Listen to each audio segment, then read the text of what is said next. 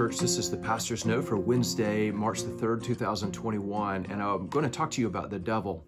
I know that seems like an odd choice, perhaps, for a Pastor's Note or just for a conversation in general, but it is an important one.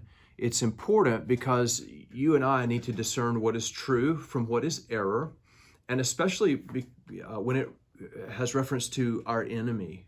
And I think it becomes more pronounced when we face adversarial times like we are today, when it seems like there's so much against Christians. We credit the devil with a lot of things, and so you and I need to be able to be able to divide between what is true and what is false, and mainly because I believe the Bible gives us a reason to be optimistic about the future, not pessimistic.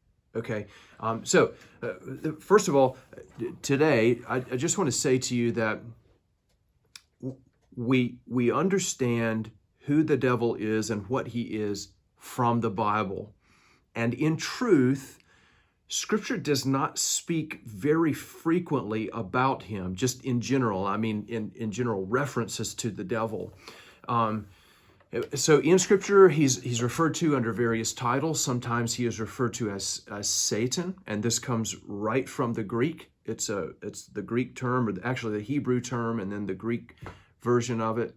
But he's also referred to as the serpent. You think about Genesis chapter 3. Think about the book of Revelation, where he's referred to as the dragon. He's referred to as the devil, and sometimes he's referred to, at least in the Gospels, as Beelzebul. Devil, the word devil is a translation of the Greek term diabolos. So wherever the Greek term diabolos is found, it's translated as devil. It just means accuser. That word comes into English as diabolical, which means evil. That comes from the Greek. So the Old Testament does not say much about Satan. Most of our explicit references to him come from really in the Old Testament, three places we find, but two mainly: Genesis chapter 3, the temptation of Adam, and then we find also Adam and Eve, and then but most of it comes from Job chapters 1 and 2, where we find his activity there and his affliction of Job. The New Testament is not very much different. It's very similar to the Old Testament. Almost half of all references to the devil are found in the Gospels. And of all those, most of those references are found in Matthew 4 and Luke 4, and the temptation of Christ.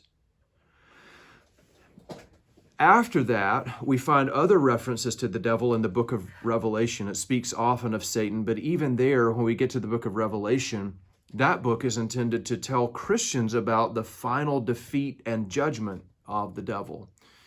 So as tempting as it is, and pun intended, we have to be careful not to give Satan more credit than he is due.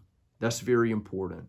Hebrews chapter 2, verse 14, which is a very important reference to the devil in the New Testament, teaches us that when Christ was raised from the dead, he rendered the devil powerless with reference to death.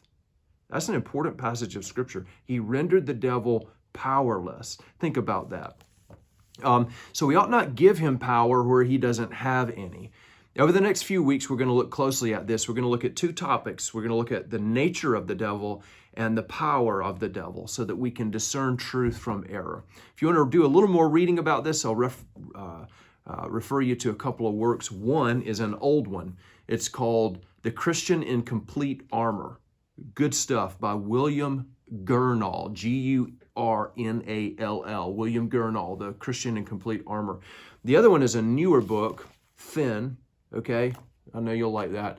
But this one is by Brian Borgman and Rob Ventura, Spiritual Warfare. These are both excellent works. Christian in Complete Armor, Spiritual Warfare, and we're going to talk about this over the next couple of weeks. More than that. God bless you. I will see you next time.